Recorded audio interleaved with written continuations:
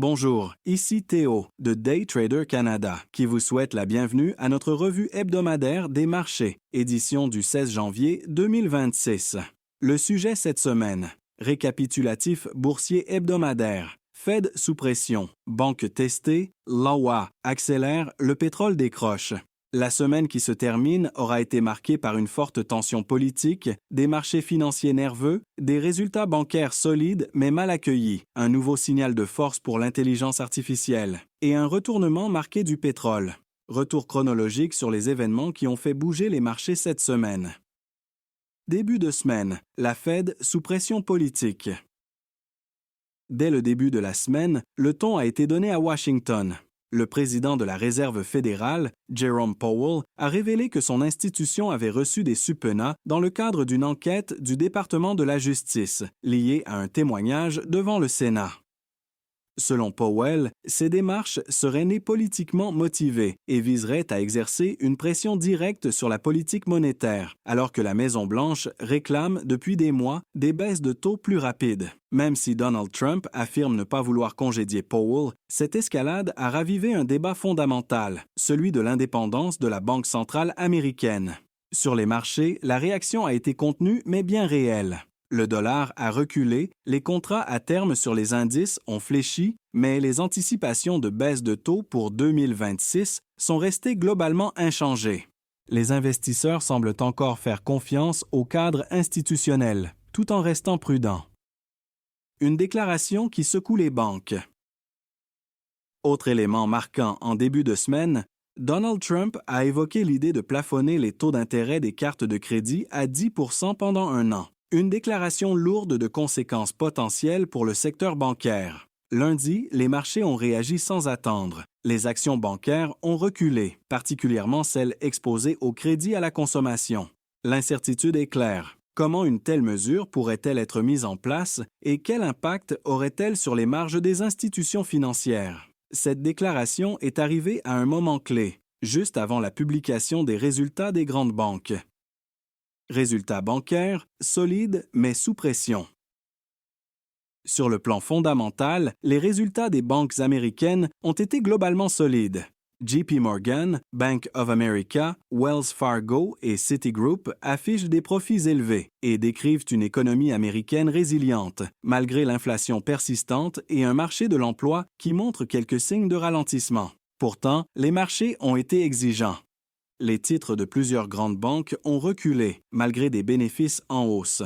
Cela reflète une inquiétude plus large. Les investisseurs se demandent si les profits actuels représentent un sommet cyclique, surtout dans un contexte de possible assouplissement monétaire et d'incertitudes politiques croissantes.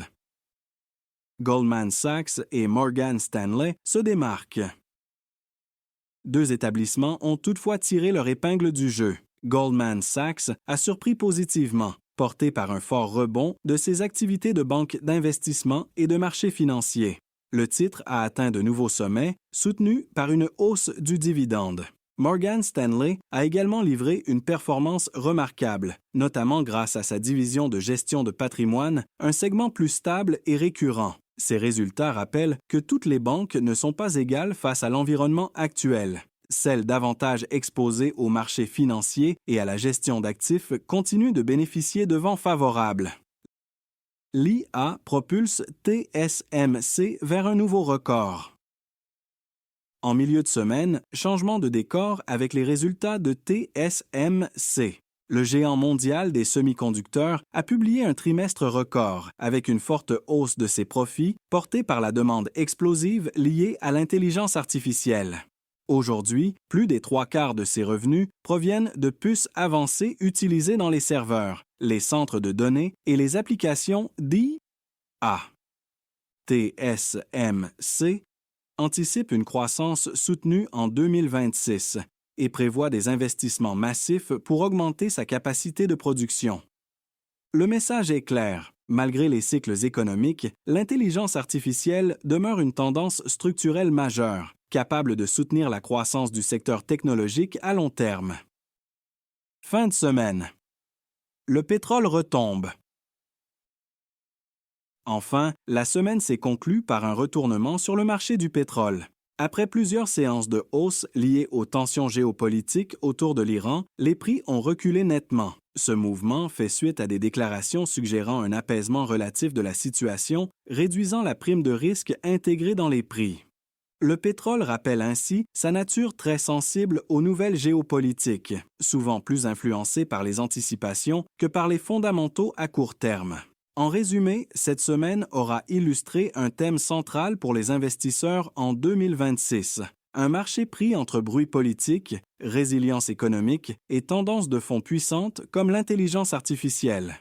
La volatilité reste élevée, mais elle s'accompagne aussi d'opportunités pour ceux qui savent faire la part des choses entre le court terme émotionnel et le long terme structurel. On se retrouve la semaine prochaine pour un nouveau point sur les marchés. Daytrader Canada vous remercie de votre écoute et, pour plus de détails, restez connectés sur nos réseaux et n'hésitez pas à explorer nos formations sur daytradercanada.com.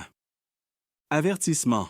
L'auteur de ce balado, Richard Dussault, gestionnaire principal chez Daytrader Canada, déclare ne détenir aucune position dans les titres mentionnés et n'a aucune intention d'initier des positions dans les 72 prochaines heures. Ce balado est une opinion et ne doit en aucun temps être considéré comme un conseil en investissement.